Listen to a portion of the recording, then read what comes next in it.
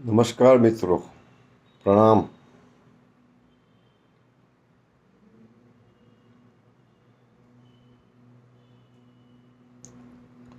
પરમાત્માને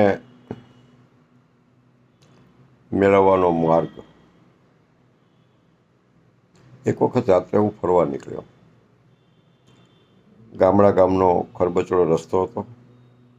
મારી સાથે એક સાધુ હતા. આ સાધુએ ઘણી યાત્રાઓ કરી હતી. ભાગ્યે જ એવું કોઈ તીર્થ હતું કે જ્યાં તેઓ ગયા ન હોય. પરમેશ્વરને મેળવવાનો માર્ગ તે શોધી રહ્યા હતા. એ રાત્રે તેમણે મને પૂછ્યું કે પરમેશ્વરને મેળવવાનો માર્ગ કયો? આ જ પ્રશ્ન તેમણે બીજાઓને પણ પૂછ્યો હતો અને હું અને તમે પણ આ જ પ્રશ્નથી વ્યથિત છીએ. જ્યાં પણ આપણને સદાભાવ જાગે છે ત્યાં આપણા અંતઃસ્કરણમાંથી આ પ્રશ્ન ઉઠે છે કે પરમાત્માને મેળવવાનો માર્ગ કયો?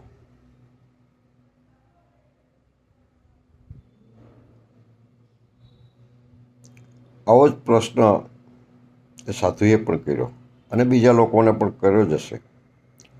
માર્ગો પર ધીરે ધીરે તેઓને ઘણા મળ્યા, પણ ભગવાન સાથેનું અંતર હજુ હતું તેટલું જ હતું.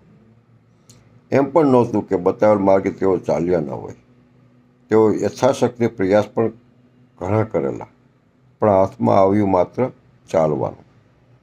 મિત્રો, અહીં એક વાત કહી દઉં કે આ સાધુ એક પ્રતીક જ છે. અને સાધુ એટલે તમે અને હું. કશે પહોંચ્યા વિના અવિરત ચાલવાનું જ.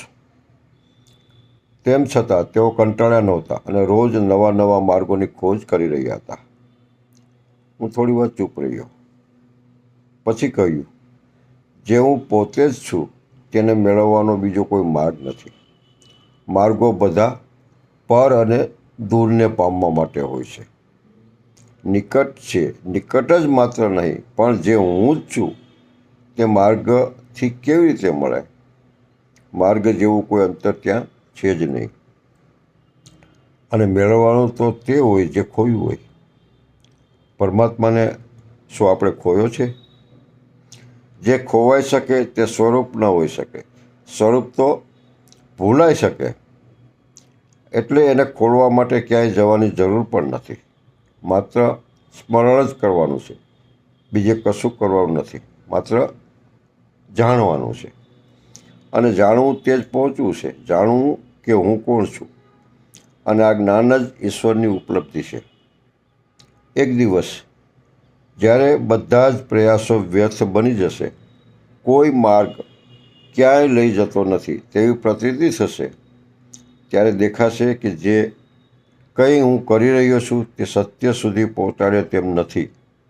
કોઈ ક્રિયા હુંના રહસ્યને ખોલી નહીં શકે, કારણ કે ક્રિયા માત્ર બહાર લઈ જાય છે. કોઈ પણ ક્રિયા અસ્તિત્વ સુધી નથી પહોંચાડતી. જ્યાં ક્રિયાનો અભાવ છે ત્યાં અસ્તિત્વ પ્રગટ થાય છે. કોઈ ક્રિયા તે આપી નહીં શકે, કારણ કે તે ક્રિયાઓનું પૂર્વ પણ છે જ. કોઈ માર્ગ ત્યાં જવા માટે નથી, કારણ કે તે તો અહીં જ છે. ધન્યવાદ.